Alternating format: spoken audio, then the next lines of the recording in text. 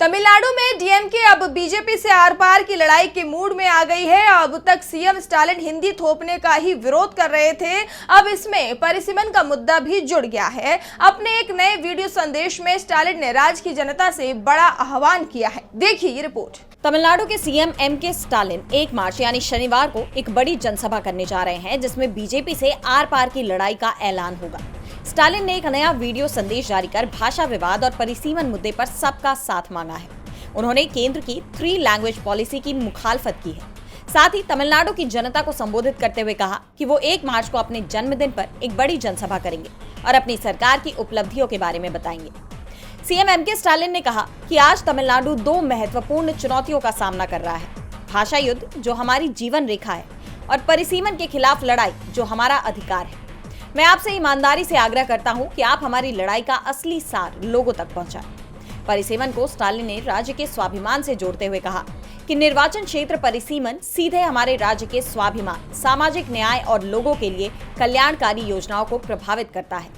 आपको ये संदेश लोगों तक पहुंचाना चाहिए। प्रत्येक व्यक्ति को हमारे राज्य की रक्षा के लिए उठ खड़ा होना चाहिए। तमिलनाडु के सीएम ने केंद्र सरकार पर करारा हमला बोला। उन्होंने कहा कि आज हम कर्नाटक, पंजाब, तेलंगाना और अन्य जगहों से एकजुटता की आवाज उठते हुए देख रहे हैं। इस प्रतिरोध का सामना करते हुए केंद्र सरकार जोर देकर कहती है कि वो अपनी इच्छा हम पर नहीं थोप रही है। फिर भी उनके सभी काम इसके विपरीत संकेत देते हैं। उनकी त्रिभाषा नीति के कारण ही पहले ही हमने नुकसान उठाया है। डीएमके प्रमुख ने कहा कि हम तमिलनाडु के कल्याण और भविष्य के साथ किसी भी व्यक्ति या वस्तु के लिए समझौता नहीं करेंगे। तमिलनाडु विरोध करेगा, तमिलनाडु विजयी होगा।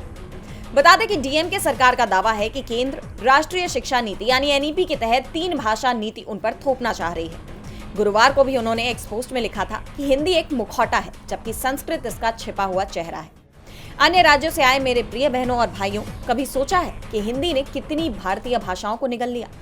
भोजपुरी, मैथिली, अवधी, ब्रज, बुंदेली, गढ़वाली, कुमाऊनी, मगही, मारवाड़ी, मालवी, छत्तीसगढ़ी, संथाली, अंगिका, हो, खड़िया, खोरठा, कुरमाली, कुरुख, मुंडारी और कई अन्य भाषाएं अब अपने अस्तित्व के लिए संघर्ष कर रही हैं। डीबी लाइव की रिपोर्ट।